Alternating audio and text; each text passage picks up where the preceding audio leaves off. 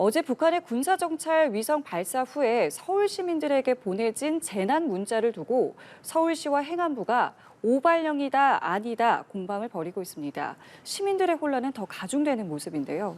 이런 가운데 탈당 이후 모습을 감췄던 김남국 의원 자맹 17일 만에 국회 모습을 어제 드러냈습니다. 관련 내용 포함해서 두 분과 이야기 나눠보죠. 신지호 전 의원, 신경민 전 의원 나와 계십니다. 어서 오십시오. 안녕하십니까. 안녕하세요.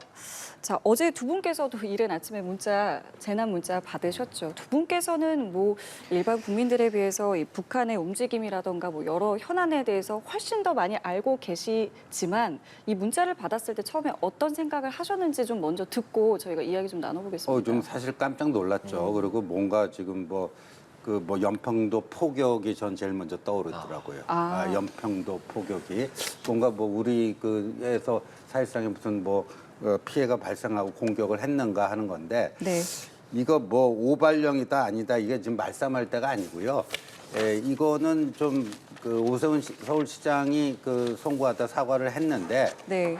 과잉 대응이었다. 오발령은 아니었다. 근데 이걸로는 좀 국민들이 이해하기가 좀 쉽지 않을 거다. 네, 이렇게 네. 보여집니다. 그리고 이 똑같은 저기를 17개 시도가 다 공유를 했는데 유독 서울시만 이 문자를 보낸 거 아니겠습니까? 예, 맞습니다. 그렇죠. 근데 행안부가 공유한 17개 시도하고 공유한 그 내용조차도 약간 애매한 구석이 있습니다. 명확성. 그러니까 이렇게 위기 시에는요, 뭔가 명확해야 되거든요, 메시지가. 네. 근데 그 명확성이 좀 떨어지는 그런 겁니다. 그래서 이거를 교훈 삼아서 앞으로는 이런 걸 좀 분명하게 할 수 있도록 그다음에 중앙정부와 지방정부 또 군 당국과의 그 실시간으로 어떻게 이걸 공유를 하고 국민들께 전파할 것인가 미흡한 시스템이 있으면 고쳐 나가야 된다는 생각이 듭니다. 신 의원님은 어떠셨어요? 먼저 사이렌이 울렸어요. 예, 맞습니다. 네, 그리고 아침에요. 나서 조금 있다가 아마 그 2, 3분 정도 차이였던 것 같은데 그 문자 경보로 전화기가 요란하게 움직여가지고 네. 집에 있는 전화기가 다 똑같이 울려가지고 예. 이게 뭔가 심각하구나. 그리고 언뜻 이게 지금 인공위성 북한이 쏜다 그러는 거하고 관련이 있겠구나라는 생각을 했는데요. 이제 문제는 문자를 읽고 나서 또 혼란이 오기 시작했어요. 대피를 하라 그러는데 어디로? 라는 게 생각이 나고요. 예. 이게 뭔가 심각한 구멍이 있구나. 그때는 시간 문제는 잘 몰랐고요. 문자대로 행동을 하고 싶어도 어떻게 해야지? 이런 게 자연스럽게 의문이 떠오르고 정말로 실제 상황으로 이렇다 그러면은 할 수 있는 일이 아무것도 없구나라는 걸 느꼈습니다. 그리고 사실 어제 문자 내용을 보면 그래서 이 경계 경보가 왜 울리는지에 대한 이유가 사실 없었어요. 그냥 북한이 미사일을 쐈다라는 한 문장 정도만 있었어도 그렇게 불안하지 않았을 텐데 정말 전쟁이라도 났나라는 생각이 들 만한 문자들이었었고 그리고 그 부분에 있어서 신 의원님이 얘기를 해주셨지만 대피 장소도 없었고 시간도 사실 그렇게 빨랐다고 볼 수 없었거든요. 지적할 부분이 좀 한두 개는 아니어 보입니다. 예, 맞습니다. 그리고 저는 북한이 이제 인공위성 발사할 것이다 이미 알고 있었지만 네. 저 문자를 보는 순간 아까 제가 연평도 연평도. 포격을 그거 말고도 다른 일이 또 일어났나 그런 느낌을 스쳐 지나가셨군요, 생각들이. 그냥 파떡 스쳐 지나가던데 예. 그러니까 긴 시간이 아니라 할지라도 저 때가 또 이제 출근을 준비하고 빨리 출근하는 분들도 계셨을 거고 상당히 정신적으로 좀 혼란스럽고 여러 가지 좀 그런 불편을 끼친 거 거기에 대해서는 입이 10개라도 할 말이 없다. 일본 같은 경우는 상당히 어제 저희랑 동일한 상황이었는데 신속하고 내용적인 측면에서도 굉장히 좀 체계적으로 이야기가 됐다고 비교가 되고 있더라고요. 그게 이제 보통 이제 북한이 미사일을 쏘면 동해 쪽으로 쏘잖아요. 그러니까 예. 일본은 항상 그게 이제 여러 차례 수십 차례 이미 훈련이 돼 있는 거죠. 축적이 돼 있는 거예요. 그러니까 초기에는 일본도 그런 점이 좀 부족해가지고 해줄 거를 좀 늦게 해줬다든가 아니면 부정확하게 좀 알려줬다든가 이런 점에서 이제 초기에 일본도 좀 문제가 있었습니다. 근데 어제가 왜 그러냐면요. 북한이 보통 이제 미사일을 쏘면은 주로 동해를 향해서 많이 쏘는데 어제는 네. 이제 인공위성이다 보니까 이게 이제 2012년에 쏜 이래 인공위성 발사는 이제 그 오랜만이거든요. 네. 그러니까 이제 이쪽을 한국 쪽을 향해서 쏘다 보니까 약간 이제 이런 게 좀 구멍이 있었구나 하는 게 어제 발견이 된 거 아닙니까? 그런데 저는 이거는 이거대로 하고요. 근데 우리가 너무 이거는 고쳐야 된다고 봅니다. 그런데 저는 저 추락한 그 북한의 그거를요. 네. 1시간 만에 우리 군이 그거를 딱 발견을 해갖고 집어갖고 온 거는요. 굉장히 큰 전과다 이거는. 만약에 그것이요 중국 해역 쪽으로 흘러 들어갈 수도 있는 거 아닙니까? 해류에 따라서. 예. 그런데 그 과거에 이제 북한 동해 쪽으로 그 미사일 발사해갖고 그 낙한 것도 그 찾아갖고 오는데 나흘이 걸렸어요. 네네. 근데 요번에 정확히 1시간 만에 갖고 왔거든요. 그리고 이걸 통해서 북한이 쏜 그 기술, 그 부품 뭐 이런 것들을 아주 정밀하게 분석할 수 있어 갖고요. 물론 이제 이거 가지고 뭐 오발령 한 게 무슨 이렇게 다 뭐 되는 건 아니겠지만요. 예. 또 그런 점도 좀 종합적으로 봐야 된다 생각됩니다. 인양에 대해서 좀 미리 좀 대비한 점은 칭찬해 볼 만하다고 말씀은 해주셨는데 사실 지금 국민들 입장에서는 이게 이렇게까지 혼선이 빚어질 만한 일인가라는 생각이 들고 양측은 또 공방을 하고 있어요. 이 부분은 어떻게 좀 정리돼야 된다고 보세요? 아니 우리가 지금 민방위 훈련을 한 게 한두 해가 아니잖아요. 네.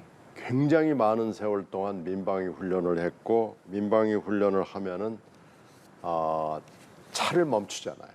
그 대도시에 차도 멈추고 뭐 여러 가지 방송을 통해서 여러 가지를 해왔는데 민방위 훈련을 이렇게 오랫동안 한 나라가 이 정도로밖에는 안 됐는가라는 생각이 드는 거예요. 이건 정권의 책임도 역대 정권들이 다 져야 되지만 공무원들이 정말 매월 형식적으로 민방위 훈련을 해왔구나라는 것을 아주 웅변으로 보여주는 겁니다. 그러니까 이렇게 형식적으로 그리고 또 이번 사태는 북한이 어떻게 보면 하루를 땡기긴 했습니다만 예고한 사태거든요. 이렇게 보면은 글쎄 토상훈련이라도 한 번쯤 해봤어야 되는 거 아닌가요? 그래서 이 공직자들이 그게 중앙부처는 물론이고 지방정부도 물론이고요. 공직자들이 그냥 뭐 하라 그러면은 그래 알았어 그러고 적당히 하고 그 매뉴얼 하나 만들어 놓고 매뉴얼대로 해오는 거. 그러나 현실에서 실제로는 이런 상황에서는 뭐 이런 거에 대한 것들이 전혀 준비가 안 돼 있다는 걸 또 한 번 국민 앞에 보여준 겁니다. 이걸 좀 반성해가지고요. 여야가 논란만 벌리지 말고 네. 이걸 그럼 어떻게 해야 될 것이냐라는 쪽으로 예. 의견을 모아야 됩니다. 이게 제가 전정무 또 타냐 그 얘기 들을까봐 얘기 안 했는데 민방위 훈련 얘기를 잘해주셨는데 윤석열 정부 들어와서 민방위 훈련을 6년 만에 재개를 했습니다. 예, 맞습니다. 지난 정부에 한 번도 안 했어요. 그다음에 북한이 미사일 쏘면 무슨 뭐 발상체다 이상한 소리 많이들 하지 않았습니까? 그래서 뭐 그것 때문에 어제 그게 뭐 정당화될 수 있는 건 아니고요. 어제 분명히 잘못된 겁니다. 저거. 그래서 잘못된 거고 저런 건 두 번 다시 재발하지 않도록 해야 된다고 생각합니다. 예. 국민들도 어제 상황을 계기로 이 안전 그리고 이 관련해서 좀 더 다양한 좀 조치가 나왔으면 하는 바람을 갖게 됐을 겁니다. 네. 저희 주제를 좀 바꿔보겠습니다. 선관위에 대한 얘기 해보고 싶은데요. 자녀 특혜 채용 의혹, 선관위 계속 뜨거운 논란이었었는데 이 부분에 대해서 특별 방지책 내놨습니다. 일단 경력 채용 전면 폐지한다. 그리고 사무총장직 외부에서 뽑겠다. 관련자 4명 검찰에 수사 의뢰하기로 했다. 개혁안이라고 말하면서 몇몇 발언들을 내놨습니다. 쇄신안으로 이 정도면 뭐 조직 정상화 가능한 수준으로 내놨다고 보고 계십니까?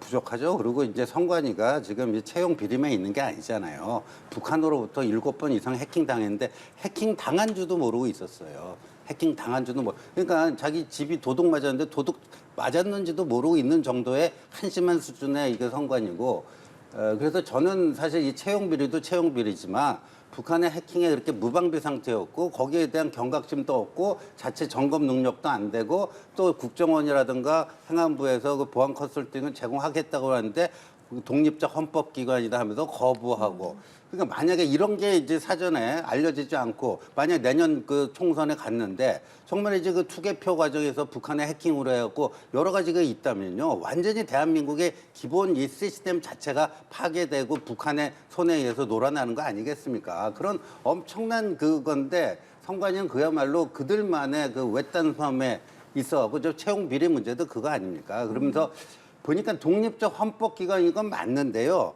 필요할 때만 그걸 써요. 필요할 때만 그걸 쓰고요. 그래서 저는 하나 묻고 싶은 게 독립적 헌법기관이라고 하면서도 또 대법관이 왜 선관위원장 맡는 게 그럼 독립적 헌법기관인가? 과연 또 그런 모순도 발생하고 그러는데 선관위가 그 이른바 그 독립적 헌법기관이라는 그 말 한마디 가지고 여러 가지 그 내부적인 이게 골마 터지는 게 지금 뭐 한두 군데가 아니다. 다방면으로 지금 골마 터지고 있고 이거는 지금 채용 비리 문제에 대해서만 이런 대안을 내놨는데 이거 갖고는 부족하고요. 네. 이미 자정 능력을 상실했기 때문에 네.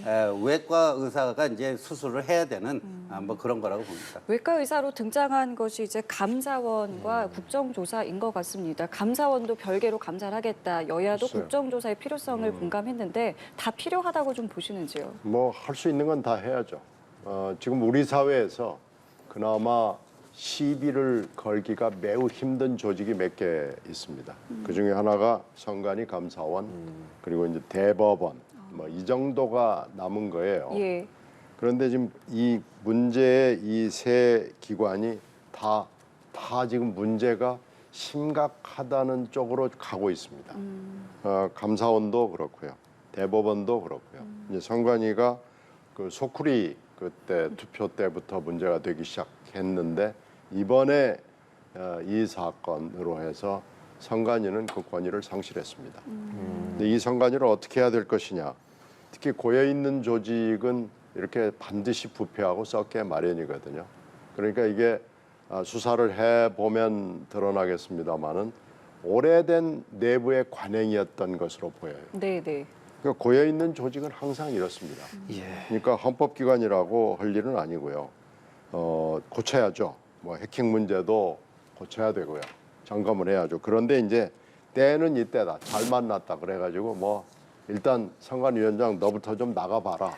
이렇게 달려드는 것보다는 예. 예. 이것을 어떻게 해야 될 것인가 심각하게 생각을 해야 되고요. 먼저 감사가 필요하면 감사, 수사가 필요하면 수사.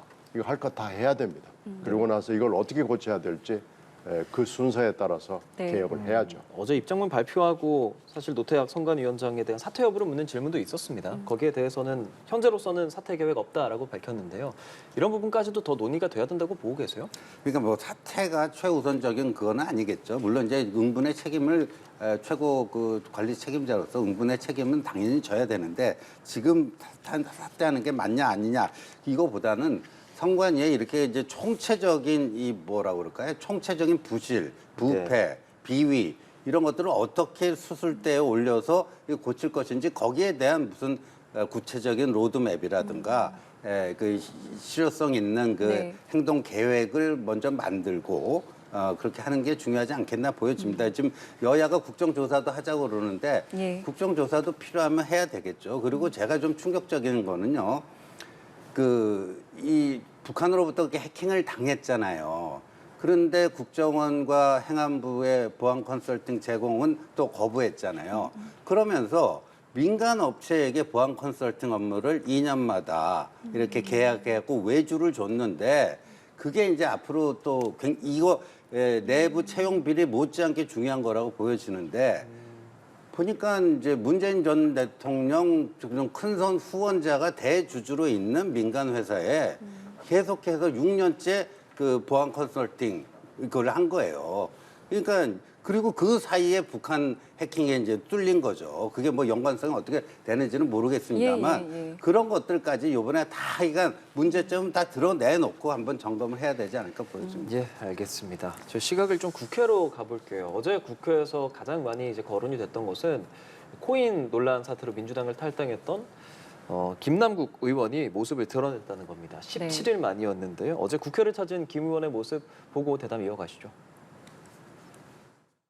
윤리특위나 자문위 출석하실 예정이세요? 네, 그 윤리특별위원회에서 결정한 절차에 따라서 성실하게 소명을 할 계획입니다. 네, 의원님 혹시 뭐 자진 사퇴하시거나 이럴 의견은 여기까지는 말씀드릴게요. 네. 아니 업비트에서 수상 거래한 적 있다는 이야기 나왔는데요. 터무니없는 이야기고요. 업비트에 다시 사실관계를 확인해보면 좋겠습니다.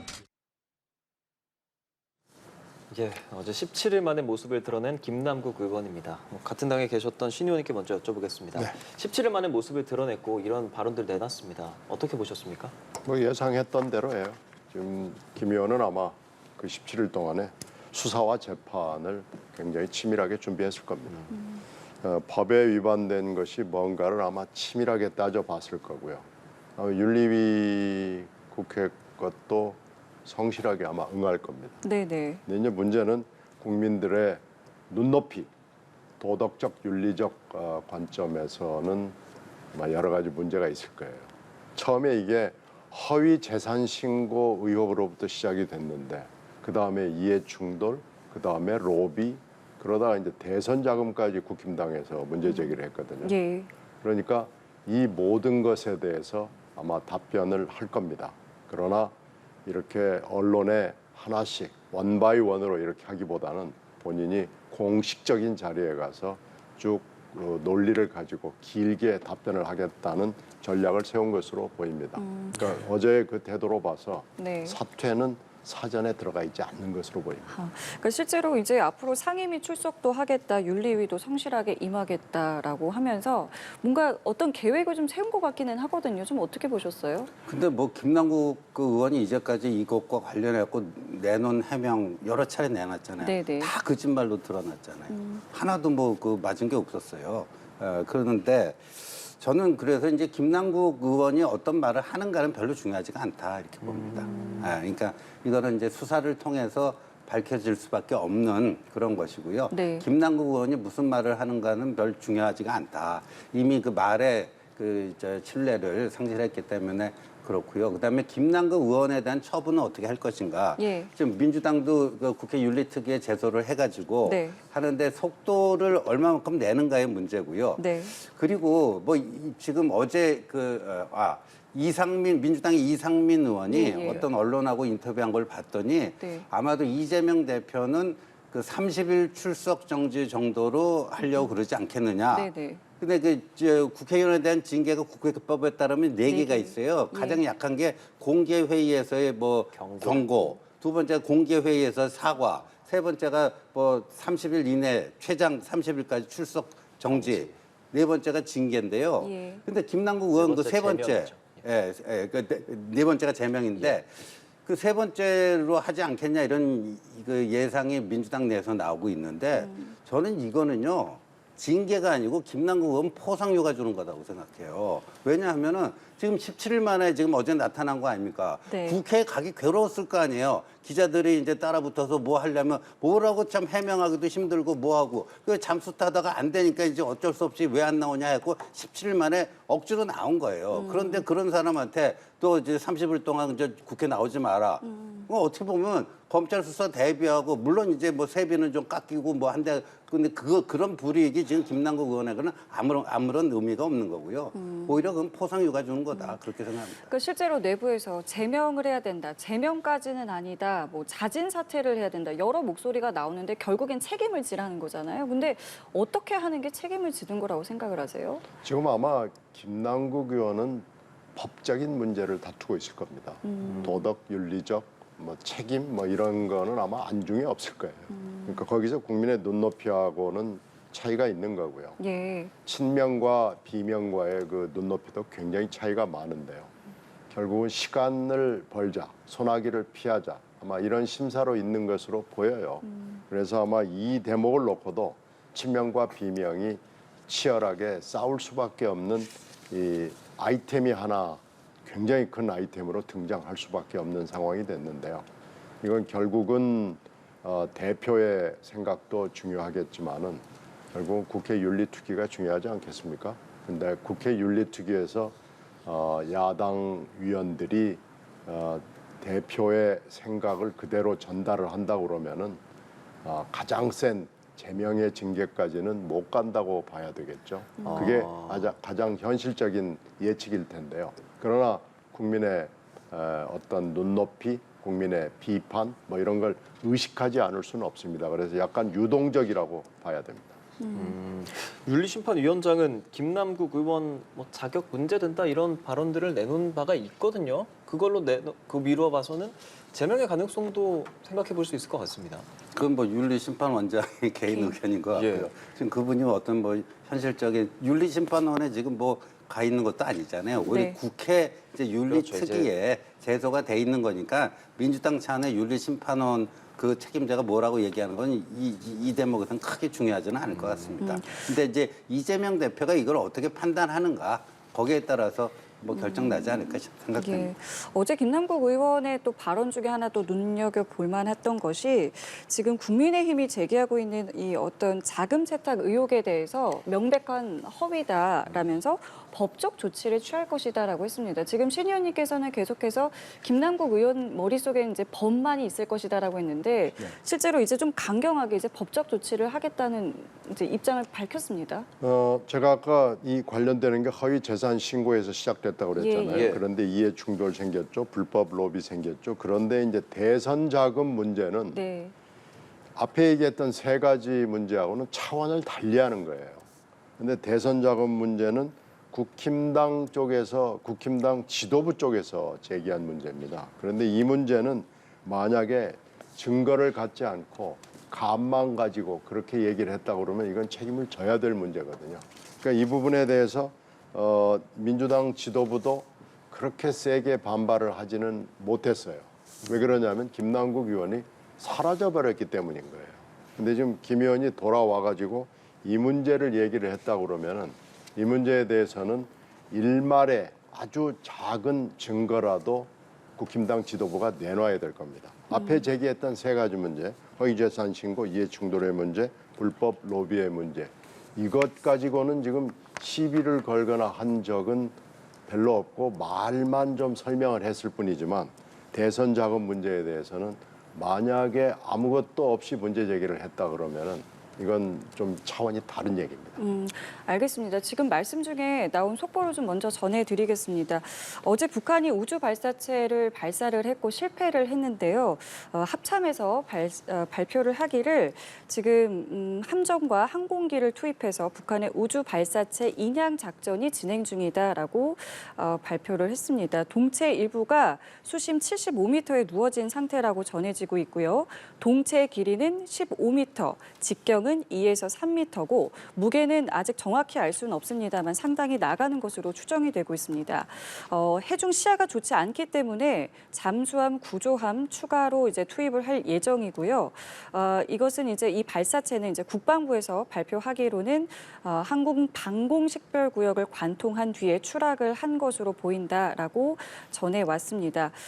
저희가 조금 전에 이제 북한 대담에서 조한범 의원과도 이 우주 발사체를 얼마나 빨리 인양을 하느냐가 앞으로 이제 굉장히 좀 주요한 자원이 될 것이다라고 말을 했고 조금 전에 신 의원님께서도 이것이 굉장히 좀 의미가 있다라고 말씀을 해주셨는데 상당히 빠르게 발견이 된 것 같고요. 현재 인양 작전 중이라고 하니 이것을 이제 인양을 하고 나서 이제 본격적으로 이제 조사를 시작을 하겠죠. 뭐 여러 가지 좀 의미가 있을 것 같습니다. 그러니까요. 그 어제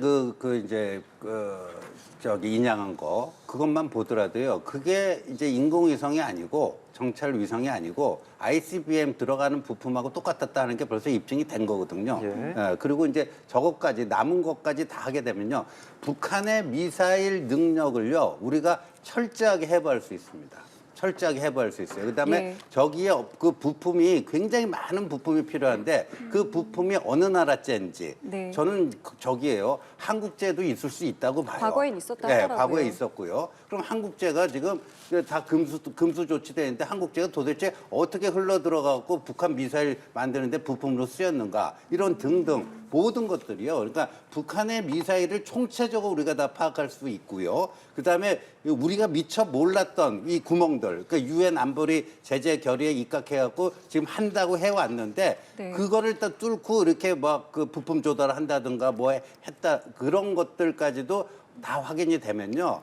북한으로서는 이제 그 자기 능력을 그냥 그야말로 그냥 자기 그 미사일 능력을 한국 측에 또 이게 한국만 그런 게 아니라 이제 한미일이 다 공유하지 않겠습니까? 그러니까 다 노출되는 거예요. 그러니까 자기의 전력이 완전히 노출되는 거기 때문에 엄청난 데미지가 될 겁니다. 알겠습니다. 이제 한 말씀만 관련해서 제가 추가드리면 말씀해 주시죠. 어제 인양된 것이 뭐 한 가지 정도의 사실을 얘기하는 껍데기라고 그러면은 이 엔진은 수백 가지의 스토리를 담고 있는 그렇죠. 굉장히 중요한 것이 되고 네. 제가 하나 주목할 대목은 군의 탐지 능력 이걸 수색해서 결국 인양까지 하게 되는 탐지 능력이 굉장히 많이 진전이 됐다라고 얘기할 수 있을 겁니다.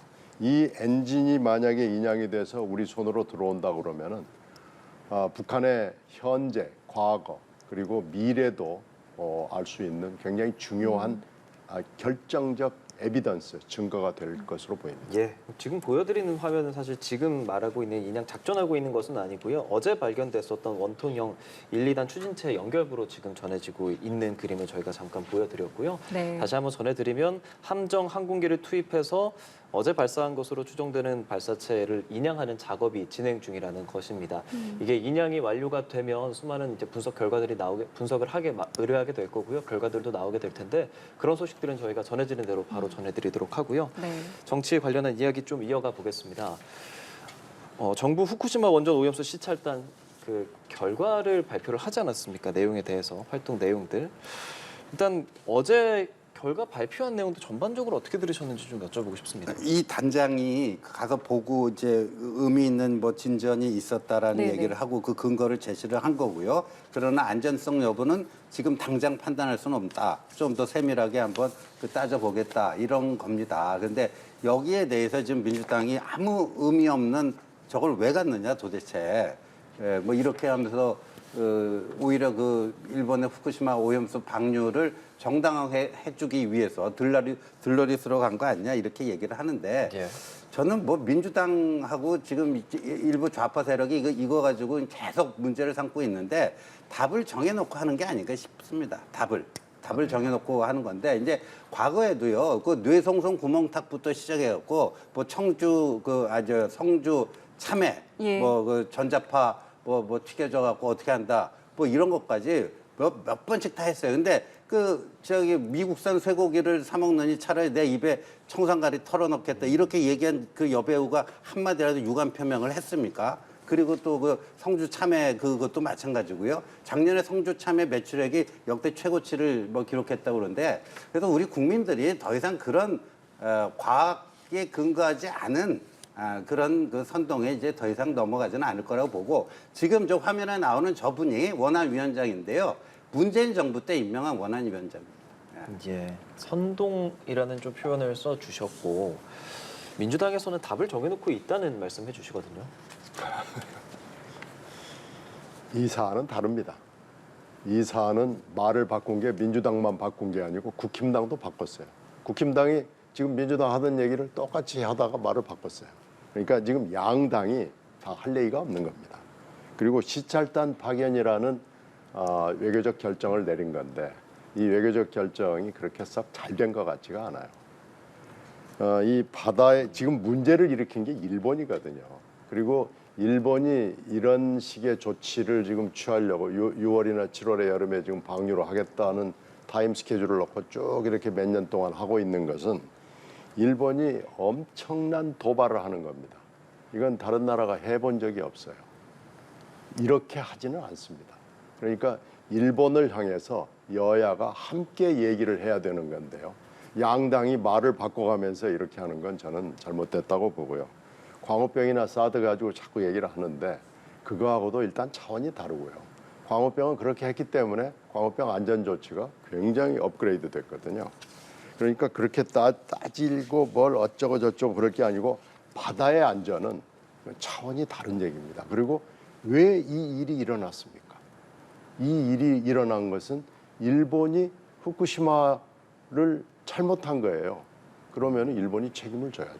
그렇게 양당이 들어가야지 서로 우리끼리 싸우고 뭐가 어쩌고 저쩌고 하는 건 정말 졸렬한 짓을 하고 있는 겁니다. 그렇기 때문에 최종 보고서가 어떻게 나올 것인가 이제 관심이 모아지는데 이제 IAEA가 지금 이제 곧 또 보고서를 최종 보고서를 네. 내지 않겠습니까? 이것과 이제 교차 검증을 통해서 최종 보고서를 낸다고 해요. 그렇기 네. 때문에 일각에서는 이거 의미가 있겠느냐, 우리가 단독으로 내야지 의미가 있는 게 아니겠느냐라고 주장을 하기도 합니다. 어떻게 보세요? 그런데 이거 한번 보자고요. 그 방류를 할 것인지 말 것인지는요. 그거는 그 해당국의 주권이에요. 중국도 지금 방류하는데 제가 지난주에도 얘기했잖아요. 그 삼중 수소가 후쿠시마 그 오염수보다 적게는 10배에서 많게는 100배가 더 높습니다. 그 중국 거는 바로 우리 황해로 들어오잖아요. 예. 근데 이거는 한 바퀴 쭉 돌았다가 4년, 6년 후에 오는 겁니다.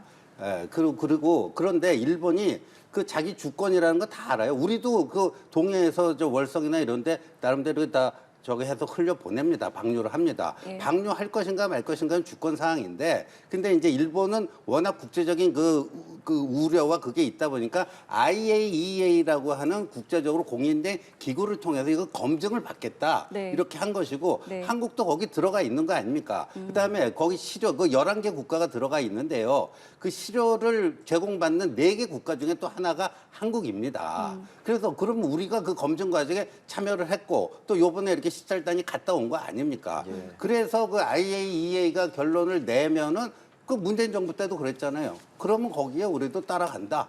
저는 그게 맞다 그렇게 그 생각합니다. IAEA 홈페이지 들어가 보면 중간 보고서 올라와 있더라고요. 중간 네. 보고서 내용 보면 지금 이 샘플 수집하는 절차 적절한 기준 따르고 있고 방사성 핵종이 유의미한 수준으로 검출되지 않는다. 그러니까 일본 측 주장에 힘을 싣는 듯한 중간 보고서가 나오고 있습니다. IAEA는 원래 그런 태도를 쭉 유지했어요. 지금 예. 신의원이 뭐 중국도 하고 우리도 하고 주권상이라 그러는데 그 말씀 잘하셨어요. 그런데 일본은 사고가 나서 플루토늄이 녹아내린 겁니다. 그런 걸 방류하는 거 아니거든요. 전혀 지금 다른 얘기를 하고 있는 거예요. 플루토늄이 녹아내린 핵 연료가 녹아내린 그 오염수를 방류한 적은 없습니다. 이건 차원이 다른 얘기를 지금 하고 있는 거예요. 이걸 뭐 물타기로 중국도 하고 우리도 하고 주권상이다 그러는데 사고를 낸 나라가 주권상이니까 우리 마음대로 할래? 이건 말이 안 되는 거고요. 이건요, 여야가 우리나라가 힘을 합해서 외교적으로 일본에 압박을 해야 되는 안전 조치를 당연히 요구해야 되고 일본이 할 수 있습니다. 이걸 왜 못합니까? 근데 지금 일본이 돈을 이유로 비용을 문제로 안 하려고 그러는 거죠. 일본의 국제적 책임을 다하지 못하고 있다는 것을 우리가 질타하고 고쳐야 됩니다. 이 팩트를 좀 제가 분명히 말씀드려요. 2011년에 이제 후쿠시마 원전 사고가 나지 않았습니까? 예. 그 사고의 원인은 아시다시피 이제 쓰나미, 지진 뭐 이런 것들이었어요. 원전 자체 사고가 아니고요. 그런데 그 당시에 이제 사고 직후에 일본 당국도 허둥지둥하고 막 그러다 보니까 그 이제 지금 말씀하신 그 오염수가요. 통제 불능 상태에 있을 때 지금 전체 오염수의 70~80%가 그때 방류가 됐습니다. 그때 방류가 됐어요. 그리고 그게 지금 뭐 몇 년이 지났잖아요. 그럼 우리나라 쪽에 왔어도 한참 왔어요. 예. 그 오염수의 상당 부분이 그때 이미 통제 불능 상태에서 방류가 돼가지고 있는데 지금 우리 그 연안에서 뭐가 이상 증세가 나타난 게 한 건이라도 있습니까? 그런 거예요. 이게 이게 이제 객관적으로 검증된 과학적 수치인 거죠. 그리고 지금 그때 이제 방류가 되지 않고 남았던 부분을 지금 오염수로 보관하고 있고 그거를 또 이제 알프스로 처리해서 뭐 이렇게 흘려 보내겠다라는 네. 그 얘기입니다. 그러니까 네. 정확하게 좀 사실관계를 알고 그 좀 얘기를 했으면 좋겠어요. 알겠습니다. 이 주제는 참 나올 때마다 반복되는 이 주장들이 있는데 앞으로 이 어떤 최종 보고서 결과가 나오는지를 두고 또 저희가 이야기를 나눠보겠고요. 다시 좀 국회로 돌아가겠습니다. 국민의힘 최고위 보궐선거가 이제 3파전으로 좀 추려졌습니다. 현역 의원이 나오지 않겠느냐라는 이야기를 참 많이 했었는데 원외 인사로 좀 꾸려졌습니다. 어떻게 좀 보고 계세요? 지금의 이 구도를요? 그러니까요. 국민의힘이 왜 이렇게 됐는지 저도 좀 이해가 안 가는데 예. 이거는 현역 의원이 당연히 관심을 갖고 나와야 되는데 눈치 보다가 출마를 못한 거 아니냐. 어떤 눈치를 본 걸까요? 그러니까 당 지도부의 눈치를 봤겠죠. 그러니까 지금 근데 이제 최고위원 설화 때문에 이제 국민의힘이 한동안 좀 홍역을 겪지 않았습니까? 그러니까 그런 일이 재발될 거. 그러니까 현역 의원들은 뭔가 이제 자기 정치를 해야 되고 약간 튀려고 그러고 그러다 보니까 혹시 내가 최고위원 돼가지고 뭐 하면은 오히려 내가 그 최고위원 돼갖고 더 불이익 당하는 거 아니야? 약간의 그런 우려 같은 게 있지 않았나 그런 생각이 좀 듭니다. 어쨌든 이제 3파전을 치르면 누군가는 될 것이고 어쨌든 이제 원외 후보인데 문제는 이제 좀 중량감이 떨어진다는 이 지적에 대해서 앞으로 이 당 지도부는 어떻게 좀 갈 것 같으세요? 근데 뭐 최고위원 한 명이니까요. 한 명의 문제니까 예. 저는 뭐 이 한 명이 좀 중량감이 떨어진다고 최고위원 전체가 뭐 그런 건 아니라고 근데 생각합니다. 지금 국민의힘 지도부 보면 초선 의원이랑 원외 인사가 거의 대부분인 상황이 돼버렸고 실제로 뭐 아무도 지원을 하지 않은 상황이기 때문에 이게 그냥 그 지도부에 들어가는 것을 왜 꺼려하는 걸까? 이런 의문이 기본적으로 좀 들거든요. 어떻게 좀 바깥이지만 보고 계세요? 들어갈 수도 없고 들어가봤자 아무것도 못 되고 아무것도 이익이 안 된다고 보는 거죠. 결국은 뭐 사고인데 지금 최고위원회라는 것이 뭐 여당도 그렇고 야당도 그렇고 많이 지금 디그레이딩이 됐어요. 그리고 최고위원회가 별로 잘 팔리지가 않는 거죠. 이건 정치의 하향 평준화 비슷한 거로서 저는 좀 우려스럽게 쳐다보는데요. 이 대표가 측근들 몇 사람하고 그냥 방을 다 끌고 나가는 거고 그 대표는 또 누군가로부터 또 얘기를 듣는 거고 이건 정당이 심각하게 고민을 해야 될 부분으로 보입니다. 예.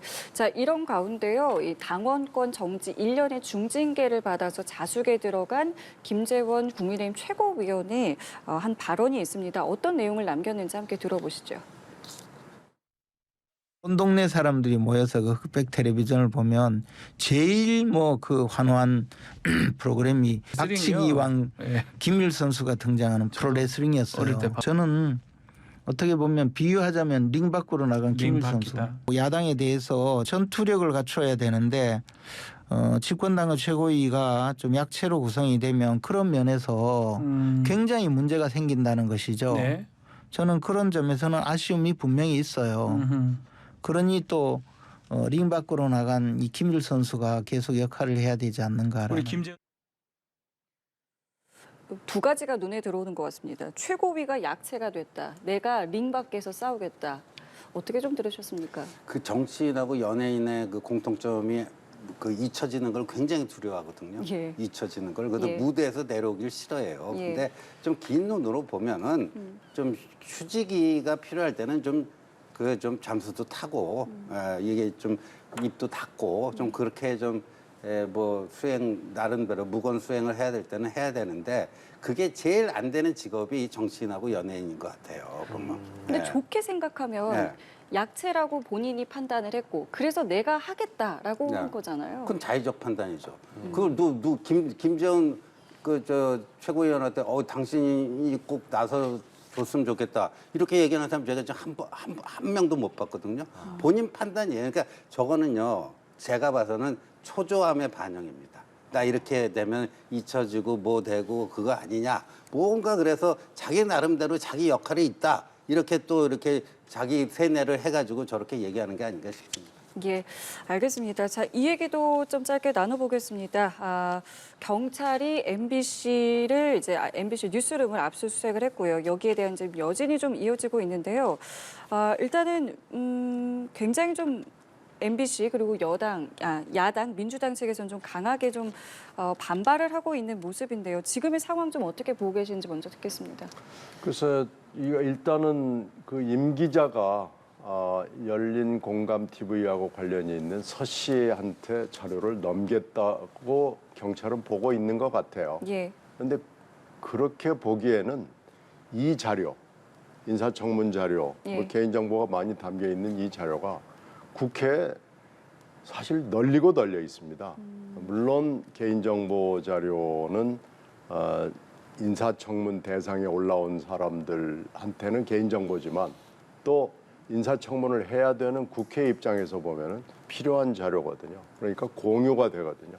요즘엔 더군다나 인터넷을 통해서 쉽게 접근이 가능하게 돼 있거든요.